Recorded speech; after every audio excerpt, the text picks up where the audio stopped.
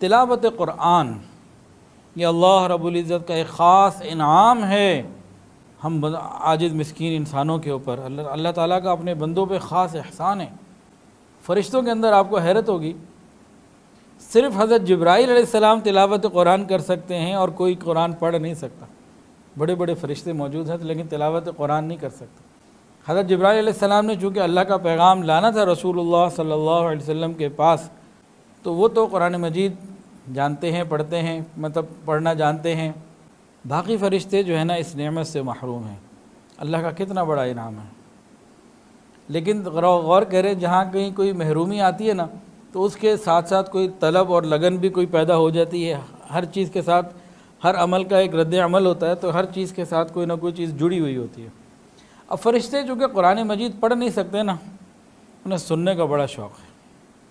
پوری زمین کے اوپر کہیں کوئی بچہ، کوئی بڑا، کوئی بوڑھا، کوئی مرد یا عورت قرآن پڑھ رہا ہو، یہ اس کا سننے کے لیے آ جاتے ہیں۔ مثلاً ایک بچہ ہے قاری قرآن پڑھ رہا ہے، فرشتے گزر رہے تھے، ایک نے دیکھا تو ادھر آگے قریب آ گیا، دوسروں کو آ جاؤ بھائی سارے آ جاؤ، تو بہت سارے فرشتے جمع ہو جاتے ہیں، آسمان تک تانتا بن جاتا ہے، اور فرشتے اس کا توجہ سے قرآن مجید سن رہے ہوتے ہیں۔ قریب ہوتے ہوتے اتنا قریب ہو جاتے ہیں کہ اس بچے کے قرآن پڑھنے والے کے ہونٹوں کے ساتھ اپنے ہونٹ لگا لیتے ہیں، گویا دوسرے لفظوں میں قاری قرآن کے لبوں کا بوسہ لے رہے ہوتے ہیں۔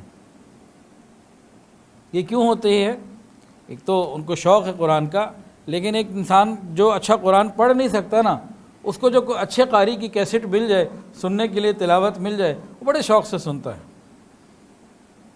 تو یہ بھی ایک نسبت ہو سکتی ہے۔ قرآن مجید کی ایک خاص خوبی یہ ہے کہ یہ نسخہ شفا ہے، وَشِفَاءٌ لِمَا فِي الصُّدُورِ۔ یہ جو اندر کی بیماریاں ہیں نا سینوں کی، ان کو یہ دور کر دیتا ہے۔ وَشِفَاءٌ لِمَا فِي الصُّدُورِ۔ کون سی بیماریاں؟ بخل، تکبر، نفسانیت، انانیت، حسد۔ تلاوت قرآن سے یہ چیزیں دور ہو جاتی ہیں۔ اگر صحیح طریقے سے انسان آداب کے ساتھ تلاوت کرے تو انسان کے دل کی میل اور گندگی، سینے کی میل اور گندگی تلاوت قرآن سے دور ہوتی ہے۔ دو چیزیں اور ہیں جن سے انسان کے دل کی گندگی دور ہوتی ہے۔ ایک تو اللہ رب العزت کا ذکر، کثرت کے ساتھ اللہ تعالیٰ کا ذکر کرنا، دل صاف ہو جاتا ہے۔ ذکر اللہ شفاء القلوب، یہ حدیث ہے۔ اور تیسری چیز کیا ہے؟ نیک لوگوں کی صحبت، صحبت الاخیار، نیک لوگوں کی صحبت۔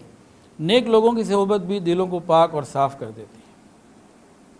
حدیث کے اندر آتا ہے، علماء کی مجالس میں بیٹھنے کو لازم سمجھو، اہل حکمت کی حکمت بھری باتوں کو ضرور سنا کرو، کیونکہ اللہ تعالیٰ حکمت کے نور سے مردہ دلوں کو اس طرح زندہ کر دیتے ہیں جس طرح بارش سے مردہ زمین کو زندہ کر دیا جاتا ہے، اللہ کر دیتے ہیں۔ تو تلاوت قرآن ہو، ذکر اللہ ہو، یا اہل اللہ کی صحبت ہو، یہ تینوں چیزیں دلوں کو پاک اور صاف کرنے والی ہیں۔ رمضان آ رہا ہے، ہم ان تینوں چیزوں کا خوب اہتمام کرنے والے بنیں۔ حضرت عبداللہ ابن مسعود رضی اللہ تعالیٰ عنہ ارشاد فرمایا کرتے تھے، وہ مجلس کیا ہی خوب ہے جس میں حکمت کی باتیں ہوتی ہیں، رحمت الہی کی امید ہوتی ہے، اور فرمایا کہ وہ مجلس تو مجلس ذکر ہے۔ تو ایسی مجالس میں دل زندہ ہو جایا کرتے ہیں۔ نبی علیہ السلام کی مبارک صحبت میں صحابہ کے دلوں کی کیفیت بدل جاتی تھی، گھروں میں کیفیت اور ہوتی تھی۔ ایک صحابی تھے حضرت حنظلہ رضی اللہ تعالی عنہ، ایک مرتبہ کہیں جا رہے تھے تو یوں کہہ رہے تھے، نافق حنظلہ، نافق حنظلہ، حنظلہ تو منافق ہو گیا۔ سیدنا صدیق اکبر رضی اللہ تعالی عنہ ملاقات ہوئی، دیکھا، کہہ رہے کیا کہہ رہے ہو تم، کتنی بڑی بات کر رہے ہو، تو مومن ہو۔ تو انہوں نے کہا، بات یہ ہے کہ جب ہم رسول اللہ صلی اللہ علیہ وسلم کی صحبت میں ہوتے ہیں تو اللہ کی محبت، آخرت کی فکر، قبر کی یاد، دنیا کی محبت کم اور بات چیت کی چیزیں کم، ایک کیفیت ہوتی ہے۔ اور جب اپنے گھر آتے ہیں، کام کاج میں، بیوی بچوں میں لگ جاتے ہیں تو وہ کیفیت باقی نہیں رہتی، فرق آ جاتا ہے۔ تو صدیق اکبر رضی اللہ عنہ فرماتے ہیں کہ یہ کیفیت تو میری بھی ہے، کہ جب نبی علیہ السلام کی صحبت میں ہوتا ہوں تو کیفیت، اور اپنے گھر میں بیوی بچوں میں آتا ہوں تو کیفیت بدلی بھی ہوئی ہوتی ہے۔ چلو پھر ایسا ہے، اس کو نبی علیہ السلام سے ویریفائی کرتے ہیں، پوچھتے ہیں کہ کیا ہے۔ آقا علیہ السلام کی خدمت میں حاضر ہو کے پوچھا تو نبی علیہ السلام نے ارشاد فرمایا اگر تمہارے دل کی یہ کیفیت ہر وقت ایسی ہی رہے جیسی محفل ذکر میں ہوتی ہے، مجالس میں ہوتی ہے، تو ملائکہ تمہارے ساتھ مصافحہ کریں، راستہ چلتے ہوئے تمہیں سلام کریں۔